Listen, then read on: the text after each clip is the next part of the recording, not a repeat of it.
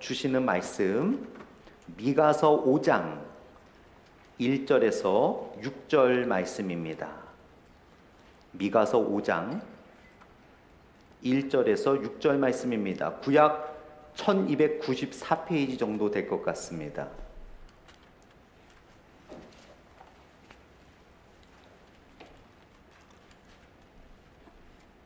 미가서 5장 1절에서 6절 말씀, 제가 1절 읽고 여러분들이 2절 읽으시면서 교독하도록 하겠습니다. 제가 먼저 5장 1절 말씀이 있습니다. 딸 군대여, 너는 때를 모을지어다. 그들이 우리를 애워쌌으니 막대기로 이스라엘 재판자의 뺨을 치리로다.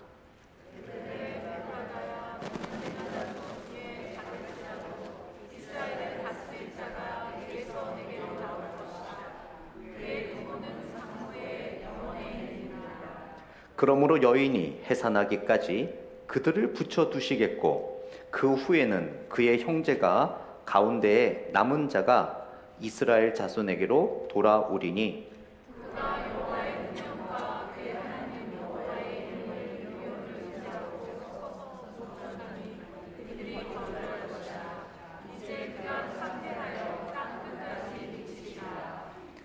이 사람은 평강이 될 것이라. 아수르 사람이 우리 땅에 들어와서 우리 궁들을 밟을 때에는 우리가 7 목자와 8 군왕을 일으켜 그를 치리니 그들이 칼로 아수르 땅을 황폐하게 하며 니므로 땅 어기를 황폐하게 하리라. 아수르 사람이 우리 땅에 들어와서 우리 지경을 밟을 때에는 그가 우리를 그에게서 건져내리라. 아멘. 잠시 기도하고 하나님의 말씀 나누겠습니다. 하나님 아버지 감사합니다. 우리가 대강절을 지내면서 또 성찬절을 다시 한번 준비하면서 위대한 왕이라는 주제로 두 번째 말씀의 시간을 갖습니다. 오늘 작은 마을 위대한 왕이라는 제목으로 말씀을 나눌 때 하나님께서 우리들의 삶에 은혜를 심어주시고 그 심겨진 은혜를 통하여 위대한 왕 예수 그리스도의 능력에 힘입어 살아가는 우리의 삶 되게 하여 주시옵소서. 마음의 근심과 갈등과 또 육체의 아픔이 있는 분들에게 살아계신 하나님의 말씀이 선포되어질 때 평안과 위로와 치유함이 있기를 간절히 소원합니다. 감사드리며 예수님 이름으로 기도드렸습니다. 아멘. 어느 한 프로그램에 동물을 조련하는 사람의 인터뷰가 나온 적이 있습니다. 그분은 큰 코끼리를 조련하시는 분이셨어요. 그 코끼리를 조련하는 분 옆에는 10톤이나 되는 그 무게의 큰 코끼리가 얌전하게 그 옆에 서 있었습니다. 인터뷰하는 리포터가 물어봤어요. 궁금한 게 있는데요. 이렇게 힘이 세고 10톤이나 되는 큰 코끼리가 어떻게 팔뚝만한 말뚝에 박혀서 움직이지도 않고 도망가지도 못하고 가만히 있나요? 물어봤더니 그 코끼리 조련사가 이렇게 대답을 합니다. 어렵지 않습니다. 이 코끼리는 어렸을 때부터 이 똑같은 말뚝에 묶여 있었어요. 어렸을 때는 힘이 작지요. 그래서 10,000번 정도 그 말뚝에서 헤어나오려고 몸부림을 칩니다. 어렸을 때니까 아무리 몸부림을 쳐도 그 말뚝에서 벗어날 수가 없었죠. 그래서 대부분의 코끼리들은 10,000번 정도 하다가 안 되면 포기한다고 합니다. 그리고 죽을 때까지 아무리 등치가 크고 한번 휙 목을 저으면 말뚝이 뽑힐 정도의 힘이 있어도 어렸을 때에 자기가 10,000번 동안 시도를 해도 안 됐다는 그 생각이 마음에 박혀 절대로 시도도 못하고 그냥 그 말뚝에 묶여 살아가는 게 코끼리의 인생입니다라고 말을 합니다. 여러분 정말 안타깝지 않습니까? 한번 목으로 한번 휘저으면 말뚝이 뽑힐 정도 쉽게 뽑힐 그러한 덩치와 힘이 있음에도 불구하고 과거에 자신의 연약함, 자신의 부족함, 자신의 없음에 거기에 빠져서 어떠한 능력이 됨에도 헤어나지 못하는 코끼리를 볼 때 우리는 참 안타까운 마음을 가질 수 있습니다. 혹 우리가 코끼리를 보듯이 하나님께서 우리를 보실 때 그런 마음을 가지시지는 않을까요? 기도하면 되는데, 나의 힘에 의지하면 되는데, 방법이 있는데 전에 못했다고, 전에 실패했다고, 아무렇게 해도, 아무리 힘쓰고 노력을 해도 안 됐다고 자포자기하고 포기하며 살아가는 우리의 인생을 바라보며 어쩌면 우리가 그 코끼리를 바라보며 안타까운 마음을 가지는 것처럼 하나님께서는 우리를 바라보실 수 있다라고 생각이 듭니다. 오늘 본문은 작은 마을 위대한 왕이라는 제목인데요. 오늘 하나님께서는 미가 선지자를 통해서 작은 베들레헴에 위대한 왕이 태어날 것이라고 이야기를 하고 있어요. 구약시대에도 신약시대에도 작은 마을이었지만 이 베들레헴이라는 마을은 정말 작은 보잘것없는 마을이었습니다. 하나님께서 이러한 선지자를 통한 예언을 통해서 많은 사람들은 이야기를 들을 때 아유, 그게 가능할까? 과연 이 베들레헴이라는 그런 작은 마을에서 메시아가 탄생한다고? 아이고, 불가능할 것 같은데? 우리가 보기에는 어려울 것 같은데? 로마나 아니면 큰 유럽의 큰 도시에서 메시아가 태어나야지 이런 시골에서 메시아가 태어나서 어떤 일을 하실 수 있을까라는 의구심을 갖게 됩니다. 그러나 하나님께서는 오늘 본문을 통해서 작은 마을이지만 그 마을의 위대한 메시아의 탄생을 통해서 하나님의 역사를 이루어 나가신다고 말씀하고 있습니다. 그래서 저는 오늘 본문을 통해서 작은 마을 위대한 왕이라는 제목을 가지고 오늘 본문에 나오는 이 의미가 무엇이며 또한 작은 마을 같은 나의 삶과 나의 모습, 나의 인생의 여러 모습에서 위대하신 왕 하나님은 어떻게 역사하시며 우리에게 어떤 은혜를 주시는지 오늘 본문을 통해 함께 같이 말씀을 나누고자 합니다.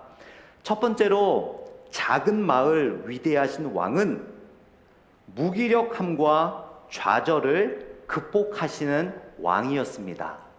오늘 본문 1절과 2절 말씀을 같이 보겠습니다. 제가 읽겠습니다. 딸 군대여, 너는 때를 모을지어다. 그들이 우리를 애워쌌으니 막대기로 이스라엘 재판자의 뺨을 치리로다. 베들레헴 에브라다야, 너는 유다 족속 중에 작을지라도 이스라엘을 다스릴 자가 내게서 내게로 나올 것이라. 그의 근본은 상고의 영원에 있느니라. 여러분 1절 말씀을 보게 되면 조금 어색한 문장들이 많이 있죠. 딸 군대여, 너는 때를 모을지어다. 그들이 우리를 애워쌌으니 막대기로 이스라엘의 재판자의 뺨을 치리로다. 여기서 재판자라는 것은 이스라엘의 왕을 의미합니다.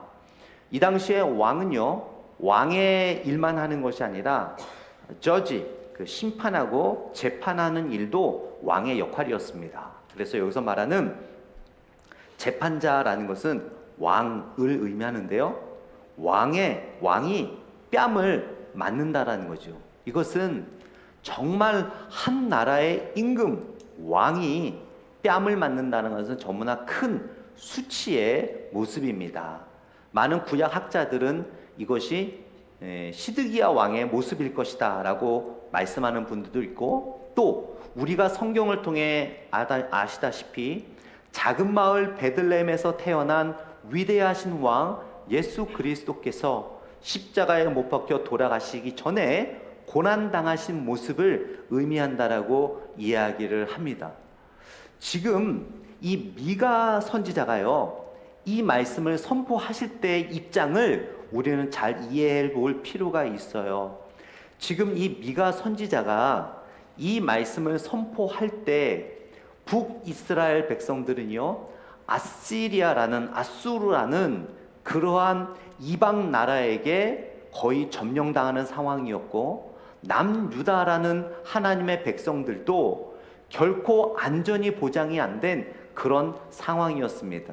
그런 상황에 있는 그들을 향해서 하나님께서는 위대한 왕이 그 베들레헴에서 태어날 것이다라고 이야기를 하고 있는 거예요. 그러면서 그러한 너무나 희망이 보이지 않는 상태에서 위대한 왕이 태어날 것이다라고 이야기를 합니다. 그러면서 2절 말씀에 보게 되면 베들레헴 에브라다야 너는 유다 족속 중에 작다라고 말합니다. 유다 족속 중에도 너무 작다. 그런데 여기서 작다라는 것은요, 원어의 의미는 그냥 small, tiny 이런 의미가 아니라 너무 작아서 베들레헴 너는 너무 작기 때문에 도저히 무엇인가 할 수 없는 도시야 라는 의미예요. 그냥 크고 작음의 비교가 아니라 원어의 의미는 너무 작아서 도저히 인간적인 눈으로 보기에는 작은 것도 할 수 없는 그런 도시다라는 모습이죠. 마치 코끼리가 어렸을 때 자기 자신을 보는 것처럼 마치 우리가 우리 자신을 보았을 때 여러분 할 수 없는 일들이 얼마나 많이 있습니까? 또한 우리의 실패를 바라볼 때 앞에 어떠한 장애와 어려움이 닥쳐왔을 때 우리는 늘 정말 이렇게 세상적인 눈으로 우리의 눈으로 바라볼 때 나는 너무 부족하고 나는 너무 연약하고 나는 아무것도 할 수 없다라는 생각을 우리는 가질 수 있습니다. 여기서 하나님께서는 미가 선지자를 통해서 지금 이방 민족들에게 멸망당하고 있는 이스라엘 백성들에게 시각을 보여주는 거예요. 너희들이 보기에는 너무 작아서 아무것도 할 수 없는 것처럼 보이지만 이라는 의미가 바로 작은 베들레헴아라는 의미입니다. 그럼에도 불구하고 하나님은 이 작은 자들을 사용하셨다라는 것이지요. 성경에 보게 되면은요, 귀한 진리가 있어요. 하나님께서는 크고 위대하고 힘쓴 사람들보다는 오늘 본문처럼 작고 능력 없어 보이고 또 힘없어 보이는 자들을 하나님께서는 들어 쓰시는 경우가 많이 있음을 우리는 보게 됩니다. 성경에 보게 되면은요, 동생 야곱은 형 에서를 이겼고요. 또 요셉은 형들을 나중에 다스리게 되고요. 또한 가장 연약한 베냐민 지파에서 이스라엘의 첫 왕이 나왔고요. 또한 형제들 행렬에 끼지도 못하고 야드에서 양을 치고 있던 다윗이 형들을 이기고 이스라엘의 3대 왕이 되었습니다. 또한 이스라엘 민족도요, 다른 이방 국가에 비하면 너무나 초라한 노예로 살았던 민족이었지만 결국 가나안을 지배하고 다스리는 나라가 되었습니다. 이렇듯이 하나님께서는 작은 베들레헴뿐만 아니라 연약하고 힘없고 작아 보이는 우리들을 하나님께서는 쓰신다라는 것을 성경을 통해 알 수가 있습니다. 연약한 자와 사회적으로 불리한 자를 통해 역사하시는 하나님의 섭리에 따라 메시아가 태어날 것, 즉 예나 지금이나 변함이 없이 역사를 주관하시는 하나님께서 이번에도 이스라엘에게 구세주를 보내주시겠다라는 약속을 하고 계시는 것을 보게 됩니다. 성경에 보게 되면 특별히 많은 기적의 이야기가 있지만 여러분 오병이어의 이야기를 잘 아시죠? 물고기 2마리와 보리떡 5개로 5,000명이 넘는 사람들을 먹이신 이야기입니다. 장정만 5,000명이기 때문에 그 당시에는 거기에 모여있는 여성들, 또 나이가 잡수신 어르신들, 또 어린아이들은 숫자를 세지 않았거든요.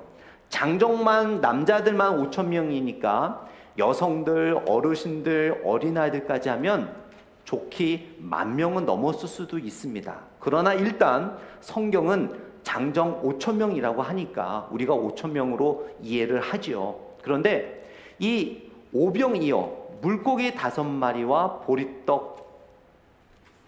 물고기 2마리와 보리떡 5개. 이거 항상 헷갈려요. 물고기 2마리와 보리떡 5개. 네. 오병이어. 네. 보리떡 5개와 물고기 2마리로 5,000명 이상을 먹이셨는데요. 여러분 성경에 보면 그것이 어디서 나왔습니까? 아주 큰 떡이고 큰 물고기가 아니었어요. 어린 아이에게 그것을 받았죠. 그 어린 아이에게 아마도 그 어린 아이가 엄마, 내가 오늘 예수님께서 이런 동산에서 말씀을 전하신다고 하는데 예수님의 말씀을 좀 듣고 싶어요. 그래서 그 어린 아이가 아마도 가지고 온 그 오병이어는 아마 그 가족들이 하루나 이틀치 먹을 수 있는 그 음식을 아마 다 싸주신 걸로 우리는 성경학자들은 이해하고 있습니다. 그러니까 그 가정이 다 싸준 것이지만 이 오병이어라고 해봤자 정말 조금밖에 안 됩니다. 한 끼 식사 분량밖에 안 되는 거예요. 그 어린아이의 한 끼 식사 분량밖에 안 되는 작은 것을 통해서 하나님께서는 5,000명 이상을 먹이신 기적을 우리는 보게 됩니다. 결국 작은 마을 베들레헴에서 위대한 왕이 탄생한다는 것은 모든 좌절을 극복하신 하나님의 역사임을 우리는 기억하게 됩니다. 여러분들도 우리들도 살아가면서 초라해져 보일 때가 많지 않습니까? 작아 보일 때가 많지 않습니까? 능력이 없어 보일 때가 많지 않습니까? 그때가 바로 기회입니다. 위대하신 하나님께서 좌절과 극복과 어려움을 극복하시고 하나님의 놀라운 능력을 나타내실 때임을 기억하시고 작은 마을에서 위대한 왕이 탄생하신 것은 결국 여러분들이 어떤 곤란과 어려움 속에서도 하나님께서는 여러분들을 극복하게 해주실 좌절과 어려움을 뚫고 이겨내시는 하나님의 은혜가 있음을 기억하시는 여러분이 되시기를 원합니다. 두 번째로 작은 마을 위대한 왕 예수님은 여호와의 능력으로 통치하십니다. 오늘 본문 4절 말씀을 다시 한번 보겠습니다. 그가 여호와의 능력과 그의 하나님 여호와의 이름의 위엄을 의지하고 서서 목축하니 그들이 거주할 것이라. 이제 그가 창대하여 땅끝까지 미치리라 라고 말씀하고 있습니다. 여러분 그 말씀 잘 아시죠? 내게 능력 주시는 자 안에서 내가 모든 것을 할 수 있느니라. 그런데 우리가 그 말씀을 종종 오해할 때가 있어요. 여러분, 하나님은 역사하실 때 우리가 두 가지를 생각할 수 있는데 이 중에 한 가지에 빠질 염려가 있어요. 조심해야 되는데, 하나님께서 작고 능력 없고 초라한 우리를 쓰실 때, 능력 없는 우리에게 능력을 주셔서 하나님께서 이루어 가실 때 부족한 여러분들을 크게 만드셔서 여러분에게 힘을 주셔서 여러분의 힘으로 그 모든 것을 이기고 극복하게 하시는 것이 아니라, 하나님은 하나님의 능력으로 여러분들을 통해 하나님이 역사하시고 하나님이 일하신다는 것을 성경을 통해 우리는 알 수 있어요. 이게 여러분 굉장히 다릅니다. 다시 설명을 드릴게요.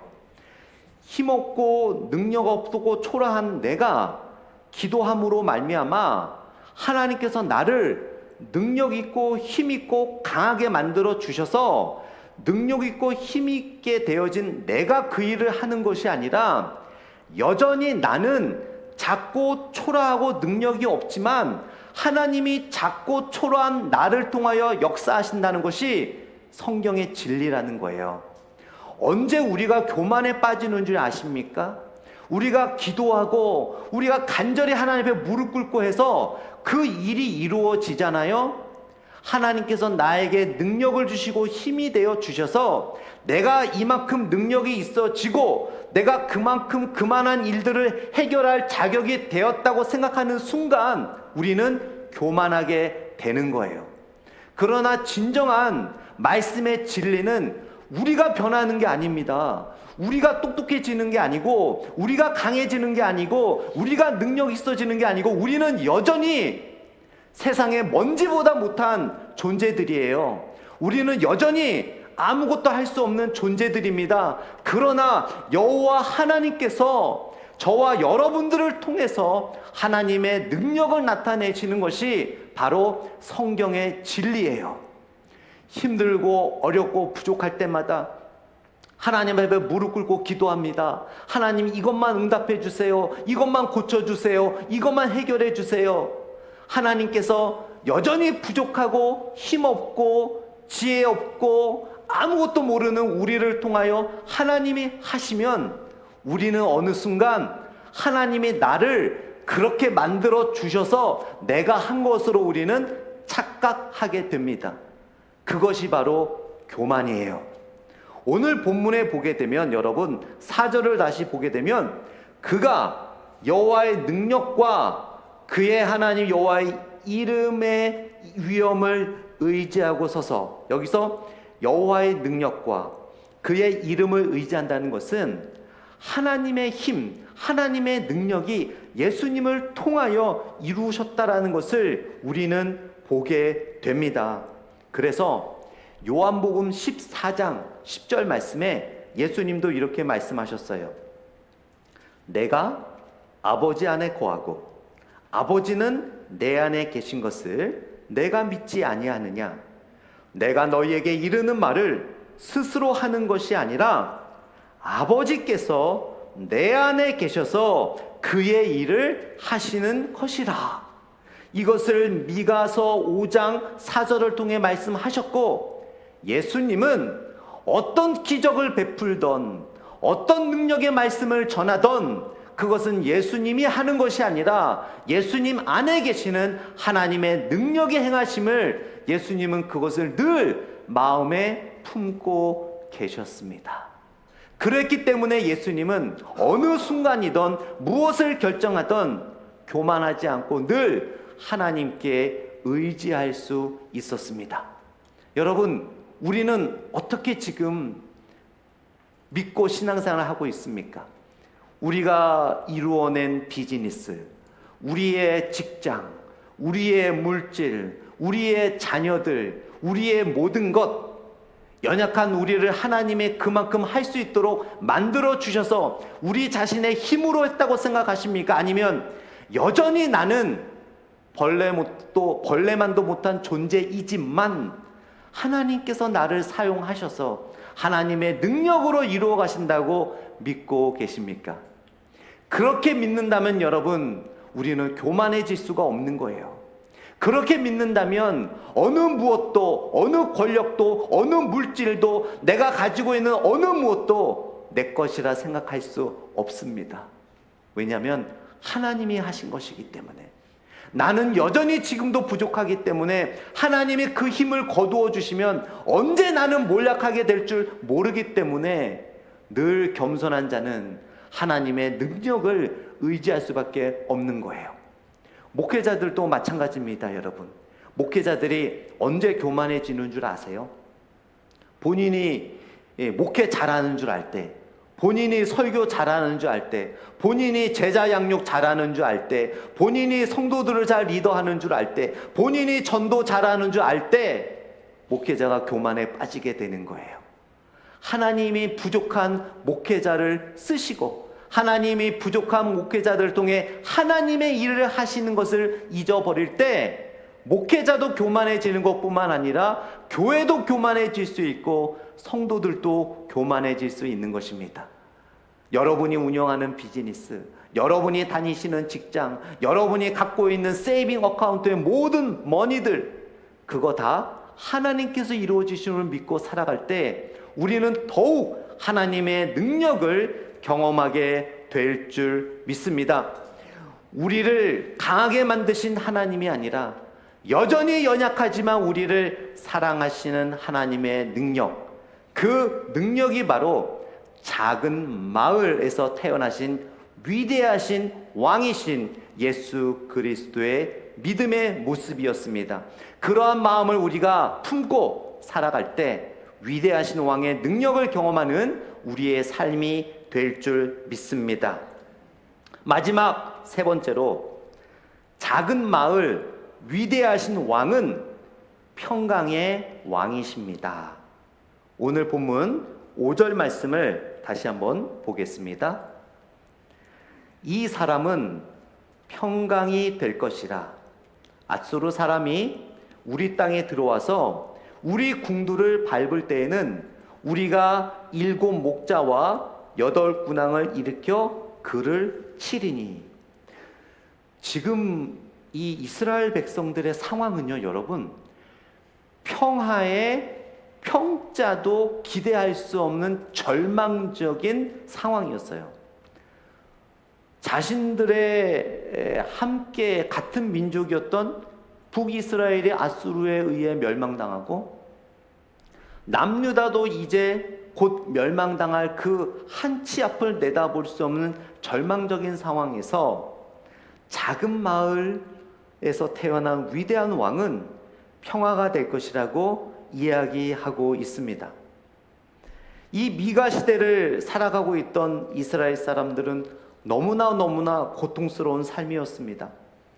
그들의 눈앞에는 강대국 아시리아의 위협이 도사리고 있었고, 어디서 도움을 구할까 막막한 상태였습니다. 이스라엘 자체에도 그들을 구원할 만한 지도자는 한 명도 보이지 않았습니다. 국제 정세를 살펴보아도 그들에게 도움을 줄 만한 나라들은 한 나라도 없었습니다. 아무리 둘러보아도 빛이 보이지 않는 영원한 터널을 지나는 것 같은 그들의 상황이 지금 이 말씀을 받는 상황이었어요. 그럼에도 불구하고 하나님은 미가 선지자를 통해서 작은 마을에서 태어난 위대한 왕이 너희에게 평화가 될 것이다 라고 말씀하시는 겁니다.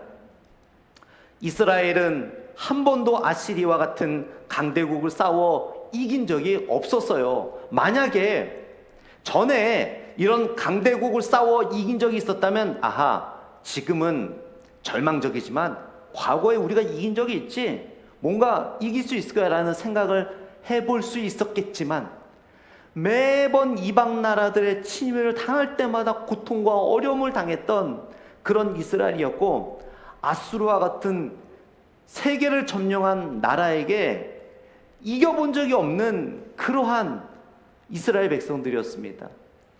이집트에게도 오랜 기간 동안 노예로서 살아갔던 그들의 모습이었어요.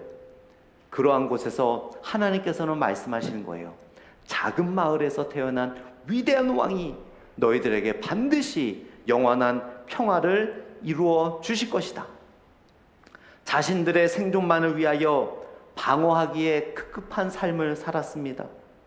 그러나 메시아의 통치 아래 역사가 새로 쓰이고 있다라는 것으로 하나님은 선포하고 계세요. 패배자가 승리자가 된다라는 것입니다. 주의 백성의 역사가 위대한 왕으로부터 완전히 반전되고 있다라는 것을 선포하고 있습니다. 따라서 주의 백성들은 끝까지 포기해서는 안 됩니다.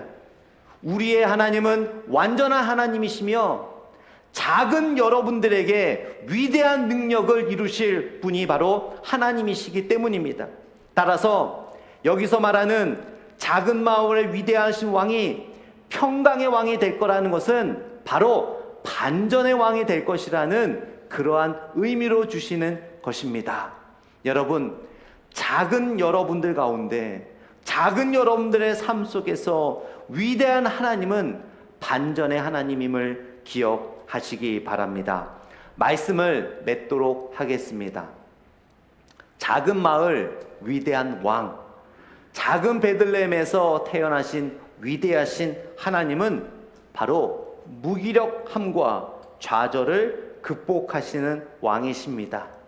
또한 작은 마을 위대한 왕이라는 것은 우리가 능력이 있어져서 이루어지는 것이 아니라 여전히 우리는 부족하고 작지만 우리를 통하여 하나님께서 능력을 베풀어 주신다라는 의미입니다. 또한 작은 마을 위대한 왕은 평화의 왕입니다. 전혀 평화가 보이지 않는 곳에서 반전의 역사를 일으켜서 평화를 이루어 주시는 하나님, 그 위대하신 하나님께서 여러분의 인생도 반전으로 이끌어 주실 줄 믿습니다. 기도하겠습니다. 우리 이 시간에 다 같이 일어나셔서 하나님 앞에 기도하는 시간을 갖겠습니다.